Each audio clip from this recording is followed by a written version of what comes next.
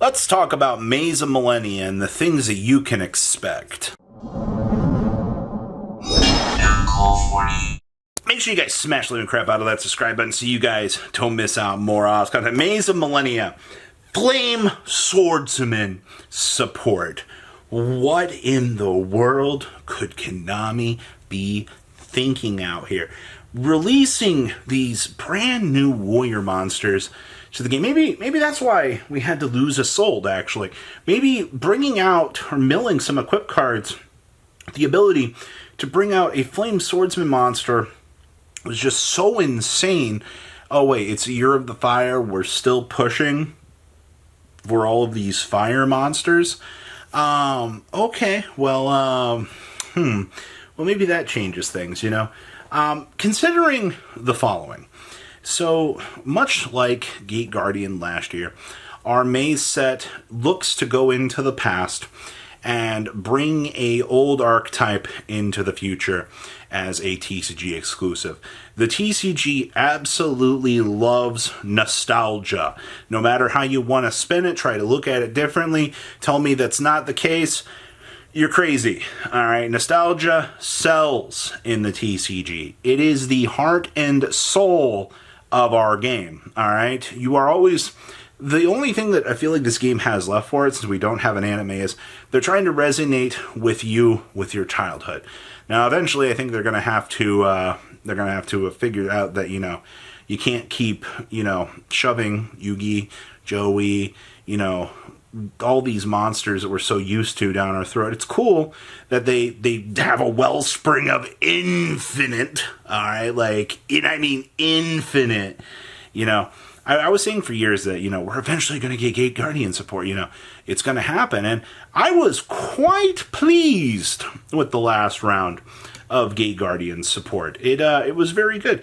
But the real question kind of comes down to, so with this Flame Swordsman stuff, what are we expecting? Like, what can you give them? Well, Kunai with Chain always comes to mind. And, I mean, to be fair, Joey Wheeler threw Kunai with Chain at walls. Alright, he made this card try to do things that you could only ever imagine. So I think it would be appropriate that we see... Man, it'd be so weird to see a card like Flame Swordsman with Chain or Kunai with Flame Sword. It's something cheesy like that, because that's honestly the level of creation that we can start to get into with this sort of stuff. You know, also considering the fact that they gave Gate Guardian, what was it, 3-4 fusions out of a set? So you mean to tell me that, you know, we could, and this is always interesting to discuss, you know, Flame Swordsman is a fusion monster.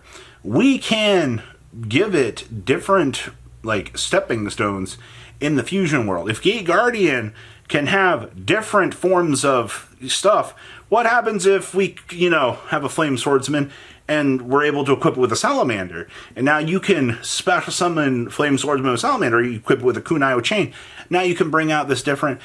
Based on equips would be a really cool thing. But if you're really going to tie this mysterious Flame Swordsman and point it at the real reason as to his soul got banned, I think that's a little bit reaching.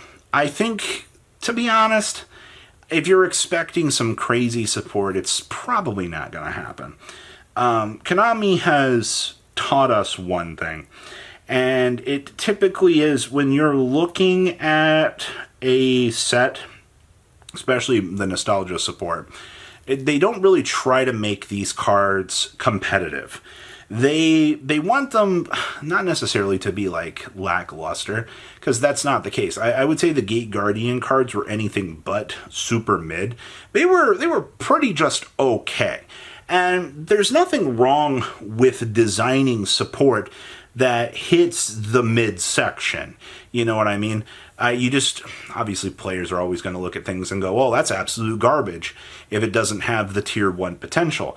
That's huge, alright? That's something major that, you know, I guess a company like this has to kind of consider out here. So looking at the Flame Swordsman support, and in terms of huge factor metagame change, anticipation for what we're expecting for this, I'm not expecting anything too crazy. Now, on the topic of Maze of Millennia, I think one of the other biggest things that you've got to look at with this set is reprint equity. Call in the reprints. Get them in here. This set is going to sell on three waves. All right, wave number 1 is your Flame Swordsman support. Wave number 2 is your reprint equity. What do we look at for the Maze set and go, hey, this is what we need in this set as a reprint right now? What in the world can they dump in here? Well, Chaos Angel kind of fits the bill. I'm not going to lie. I've been thinking about this for a little while. Things that have reprint equity that, they wouldn't necessarily advertise, but this set is Labyrinth? Wait, too soon for that? Transaction rollback.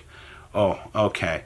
Well, considering the fact that the third selling point on this set is the, OCG imports, you got to think about this now. If we're doing this, then that means that Chaos Angel is prime real estate for this pack. The fact that Chaos Angel is one of those cards that massively gets huge, just big calling for the pot of Extrav. It's too expensive right now. Okay, well, we're really pushing Labyrinth on this set, so go ahead and we can reprint it in a cheaper rarity. Oh, now it's $30 instead of $65, $70. It's a lot more inviting than $180 for a playset of a card that's going to get banished off my extra deck that I might not even make 1/4 of the time. It's kind of up there. I was also thinking about Thrust potentially being in here too, but I think we're kind of reaching a little bit. Thrust has so much reprint equity and so much power as a card that I think that card alone can sell a set. Unlike Chaos Angel, though, I don't know why you wouldn't announce either of these two cards as, headliners for a set, but, I don't work for Kami, what do I know? But both of those, I think the reprint equity is absolutely there. And of course, the transaction rollback, the Buzz King, the Bonfire. Honestly, Bonfire and transaction rollback might have enough power. There are going to be people out here that are going to be fiending for this set. They are going to be pushing through crowds. Not really. But you're going to see the price of Bonfire be a point that you don't want to see that card at. How many fire decks need 3 of it?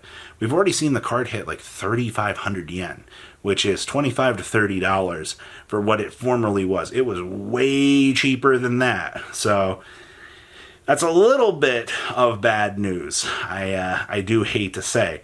And those are the huge selling points. The casual players will be able to get, as long as they replicate what they did with the Gate Guardian cards and had those available in like a lower rarity, people will be pleased with that. There's not going to be much complaining about that, in my personal opinion.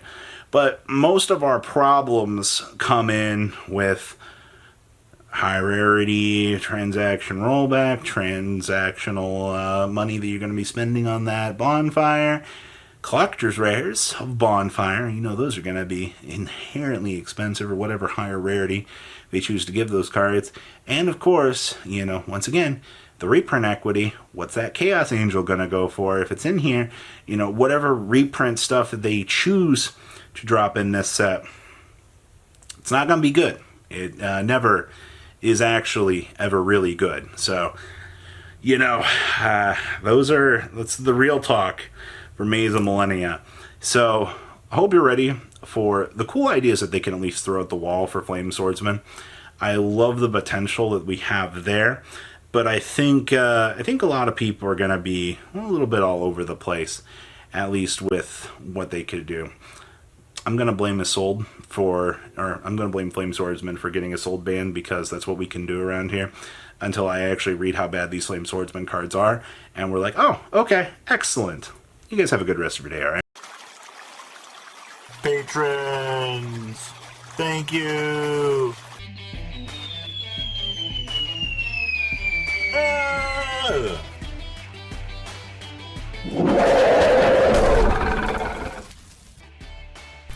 Thank you so much for watching. Check out these other videos.